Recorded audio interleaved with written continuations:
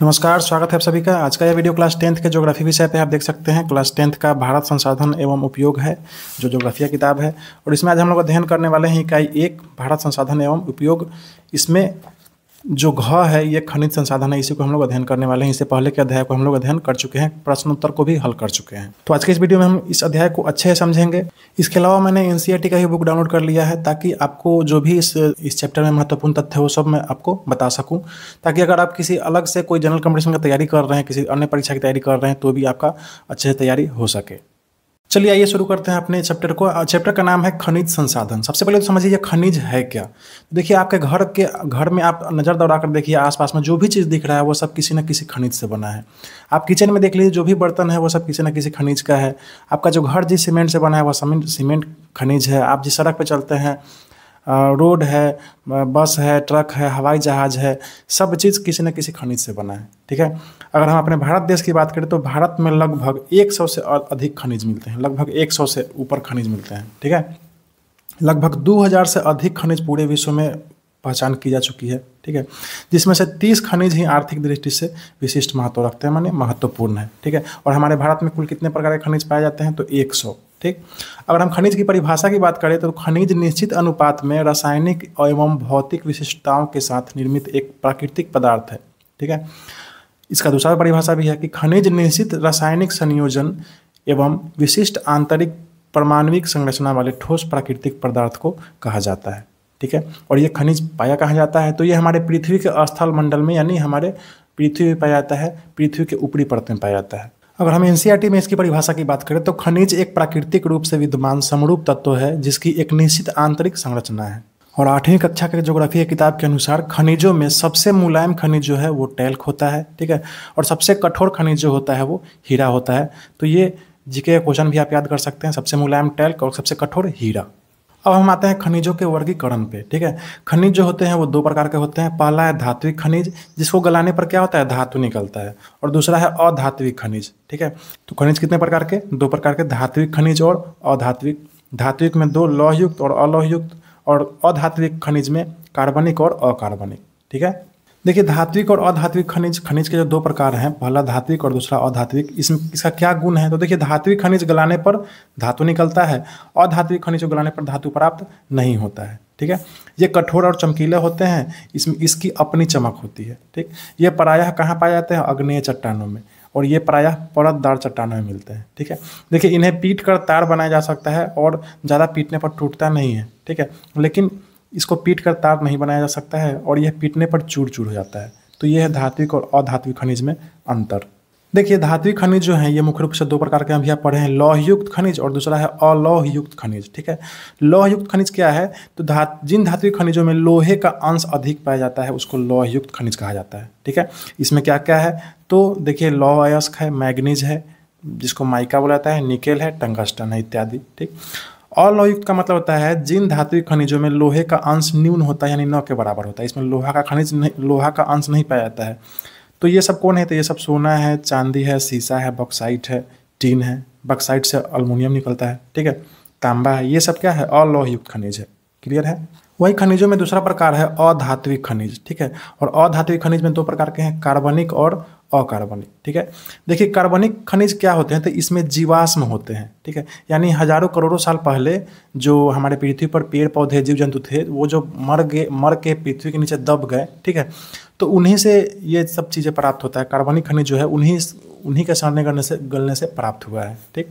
ये पृथ्वी में दबे प्राणी एवं पादप जीवों के परिवर्तित होने से बनते हैं, जैसे कोयला, पेट्रोलियम इत्यादि। ठीक है। तो ये कार्बनिक खनिज है। और अकार्बनिक खनिज क्या है? तो इसमें जीवाश्म नहीं होते हैं। ठीक है। जैसे अभ्रक, ग्रेफाइट। ठीक है। अब हमारा सबसे बड़ा यह प्रश्न है कि खनिज पाए कहाँ जाते हैं? ठीक है। क्या हम ज़मीन खोदते हैं और हमको डायरेक्ट सोना और डायरेक्ट लोहा मिल जाता है? तो नहीं, ऐसा बात नहीं है। खनिज जो है ये अयस्कों में पाए जाते हैं। ठीक है। और यह अयस्क क्या है? तो अयस्क एक तरह का कचरा है। ठीक है। जिसमें से हम खनिज प्राप्त करते हैं। अब आप सोचिए कि हम पृथ्वी के अंदर खोनेंगे किसी खान में और डायरेक्ट हमको तांबा मिल जाए, डायरेक्ट अल्मुनियम मिल जाए, ठीक है, डायरेक्ट लोहा मिल जाए, तो ऐसा नहीं होता है।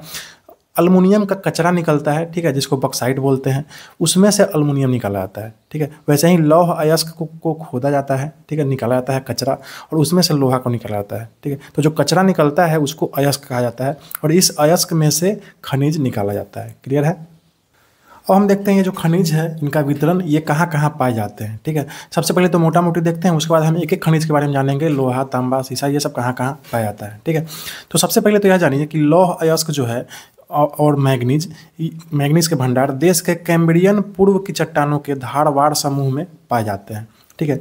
ये कैम्ब्रियन पूर्व का मतलब होता है पृथ्वी का वैसा हिस्सा जो बहुत पहले बना हो, बहुत पुराना हो, ठीक है, उसको कैम्ब्रियन पूर्व कहते हैं। तो जो बहुत पुराना हिस्सा है वहाँ से क्या मिलता है, लौह अयस्क मिलता है और मैग्नीज मिलता है। और इस तरह का जो क्षेत्र है, एरिया है, वो हमारे भारत देश के दक्षिणी क्षेत्र में पाया जाता है, ठीक है। आप देख सकते हैं इधर का जो क्षेत्र है ये सब कैम्ब्रियन पूर्व की चट्टानें यहाँ पे पाए जाते हैं।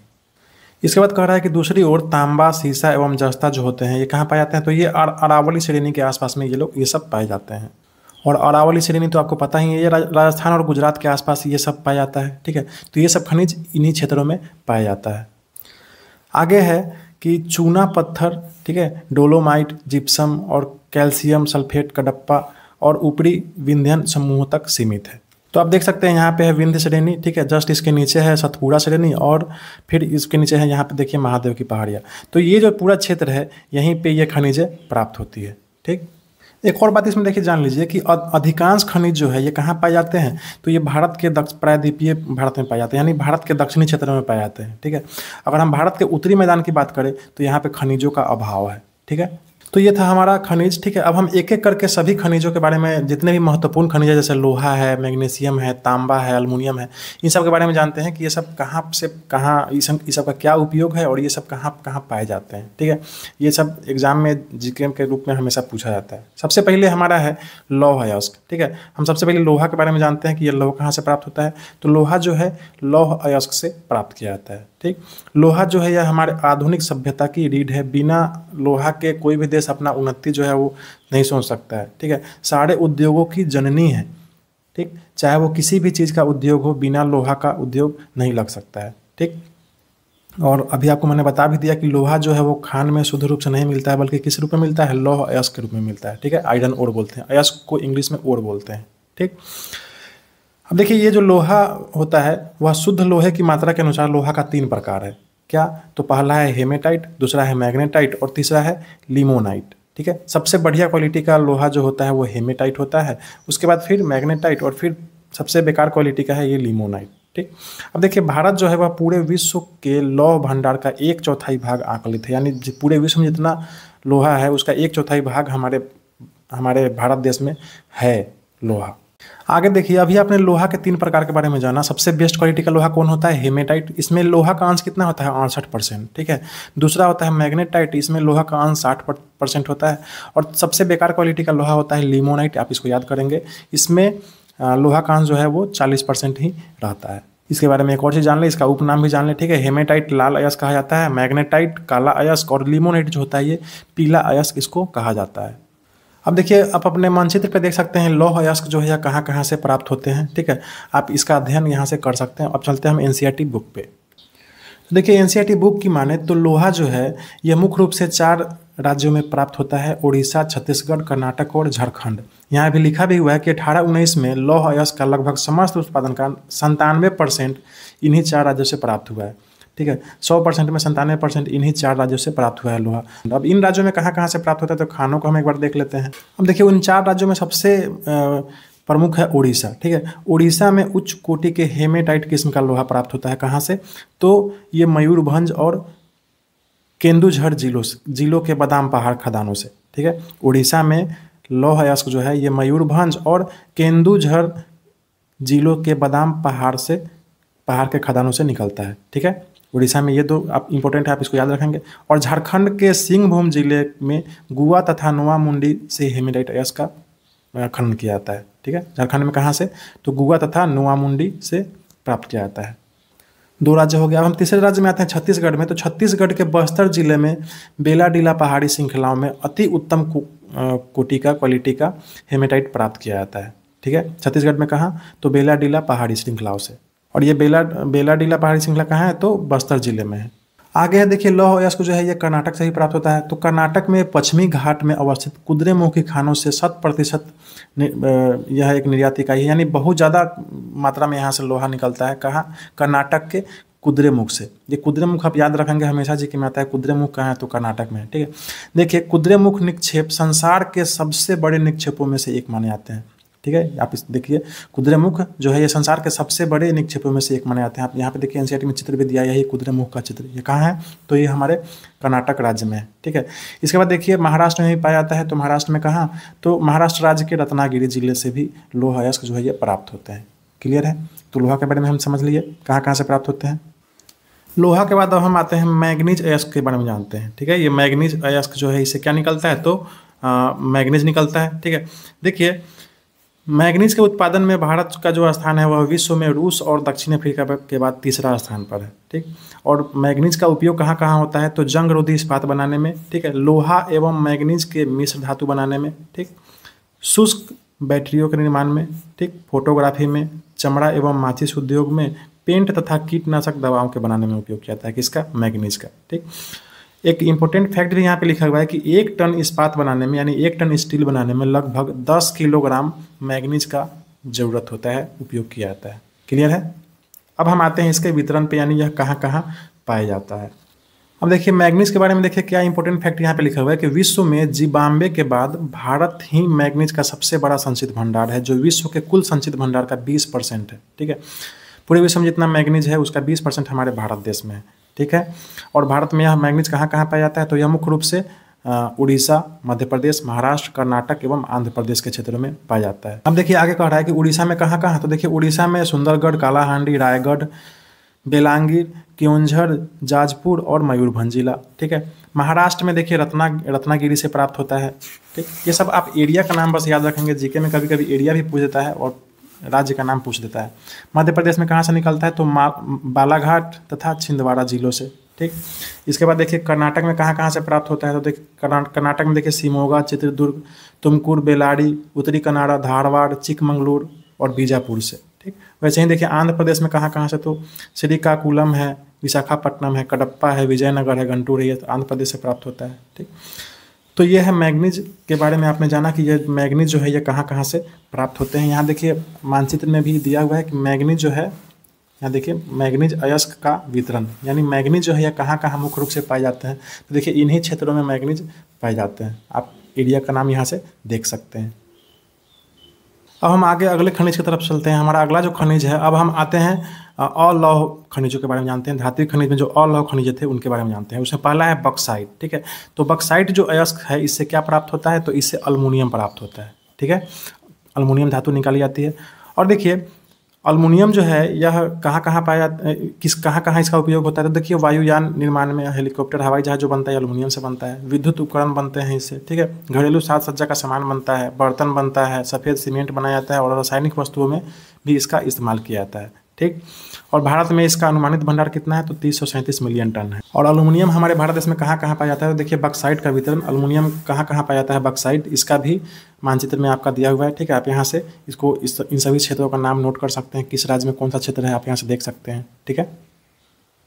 देखिए एल्युमिनियम के बारे में क्या कह रहा है एनसीईआरटी किताब कि लोहे जैसी शक्ति के साथ साथ अत्यधिक हल्का एवं सुचालक भी होता है, ठीक है। ये बरियार तो होता ही है, साथ ही साथ हल्का भी होता है, इसलिए इसका यूज ज़्यादा होता है। इसमें अत्यधिक आघातवर्ध्यता यानी मेलिएबिलिटी भी पाई जाती है। इसका मतलब होता है कि आप एल्युमिनियम को पीट कर चादर बना सकते हैं, तार बना सकते हैं, ठीक है। ये टूटेगा फूटेगा नहीं, ये पीटेंगे तो आप इसको चादर में यहाँ बदल जाएगा, ठीक है। आगे देख सकते हैं ये जो एल्युमिनियम है या बक्साइट है या कहाँ कहाँ पाया जाता है। तो सबसे ज़्यादा देखिए उत्पादन कहाँ होता है? उड़ीसा में, ठीक है। इसके बाद झारखंड, गुजरात, छत्तीसगढ़, महाराष्ट्र, मध्य प्रदेश, इन सभी क्षेत्रों में बक्साइट का जो उत्पादन होता है। बक्साइट के बारे में देखिए कहाँ कहाँ पाया जाता है। तो देखिए उड़ीसा भारत का सबसे बड़ा बक्साइट उत्पादक राज्य है, ठीक है। यहाँ कोरापुट जिले में पंचम तमाली निक्षेप राज्य के सबसे महत्वपूर्ण बक्साइट निक्षेप है, ठीक है। कहाँ? उड़ीसा में। आप इसको याद रखेंगे। अब देखिए बक्साइट के बारे में एक रोचक तथ्य भी इसमें दिया हुआ है कि अल्मुनियम की खोज के बाद सम्राट नेपोलियन तृतीय अपने कपड़ों पर अल्मुनियम से बने हुए हुक व बटन पहनता था तथा अपने खास मेहमानों को अल्मुनियम से बने बर्तन में भोजन कराता था तथा आम मेहमानों को सोने व चांदी के बर्तन में भोजन परोसाता था।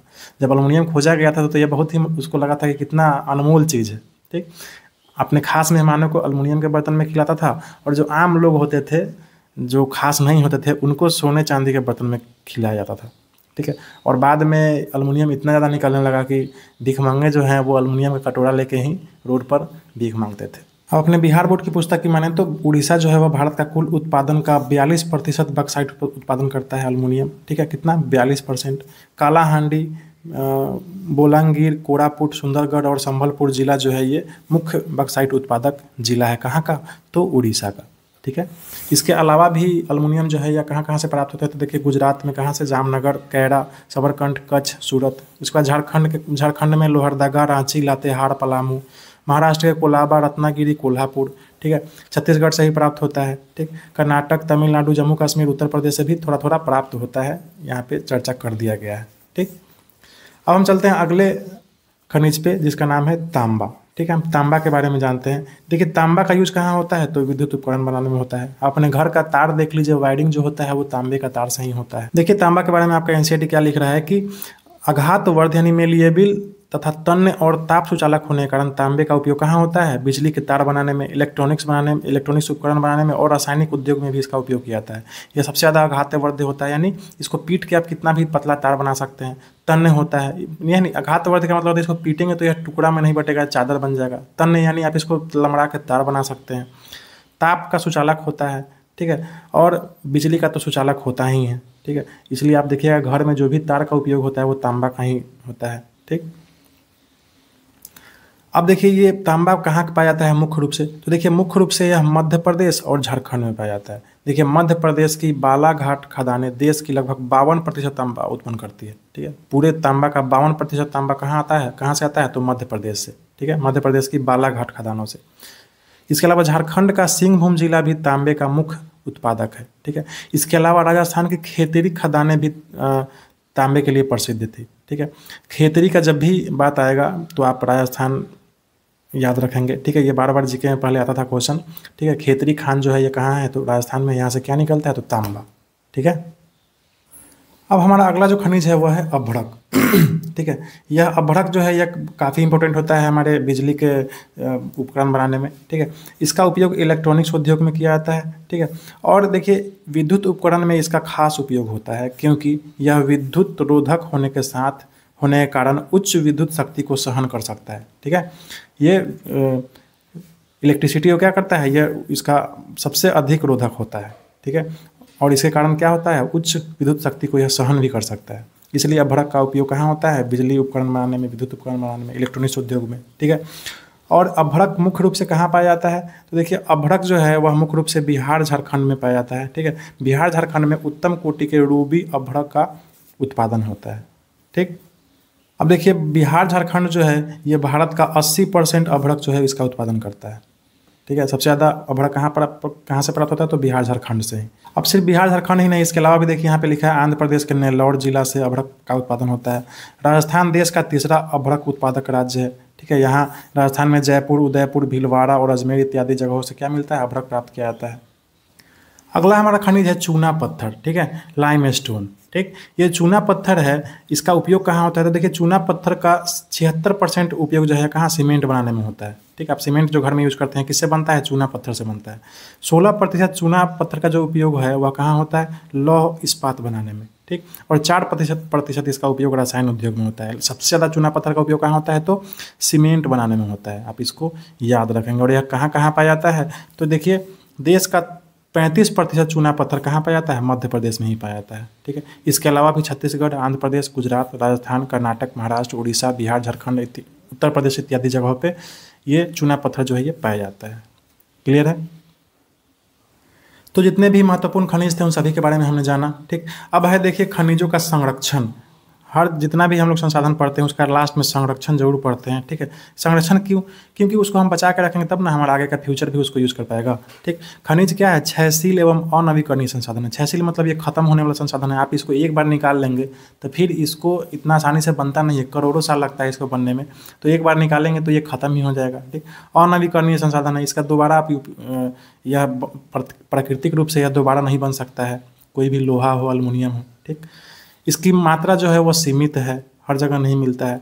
इसका पुनर्निर्माण जो है यह असंभव के बराबर है, ठीक है। आप एल्युमिनियम यूज कर लीजिए तो दोबारा एल्युमिनियम जो है आप ज़मीन में बनने में बहुत समय लगता है, असंभव के बराबर है, ठीक है। तो हमको कैसे यूज करना चाहिए? तो हमको विवेकपूर्ण इस्तेमाल करना चाहिए, ठीक है। मान लीजिए लोहा या एल्युमिनियम हम जब यूज कर लिए तो फिर उसको रिसाइकिल करके उसको फेंकना नहीं चाहिए, इधर उधर बर्बाद नहीं करना चाहिए, उसको क्या करना चाहिए? रिसाइकिल करना चाहिए ताकि फिर से उसका दोबारा यूज हो सके। इस तरह से हमको इसको यूज करना चाहिए ताकि हमारा जो आने वाला जनरेशन है वो भी इन खनिजों का उपभोग कर सके, ठीक है। तो यही खनिजों का संरक्षण है। अब देखिए इसके बाद आपका चैप्टर जो है ये कंप्लीट हो रहा है। अब इसके बाद देखिए अभ्यास प्रश्न है। अभ्यास प्रश्न में बहुत सारा वस्तुनिष्ठ प्रश्न है, बहुत सारा लघुत्तरीय प्रश्न है, आप देख सकते हैं, और बहुत सारा दीर्घोत्तरीय प्रश्न भी है। तो इन सभी को हम अगले वीडियो में लेकर आएंगे। तब तक आप इन प्रश्नों को खुद से हल करने का प्रयास करें और इसमें जो भी इंपॉर्टेंट फैक्ट्स थे उसका नोट्स बना ले, आप उसको कॉपी में लिख ले, याद करें और पढ़ते रहें और खुश रहें। हम जल्द ही मिलेंगे नेक्स्ट वीडियो में नए चैप्टर के साथ, नए चैप्टर नहीं, इसी के अभ्यास प्रश्नों के साथ, ठीक है।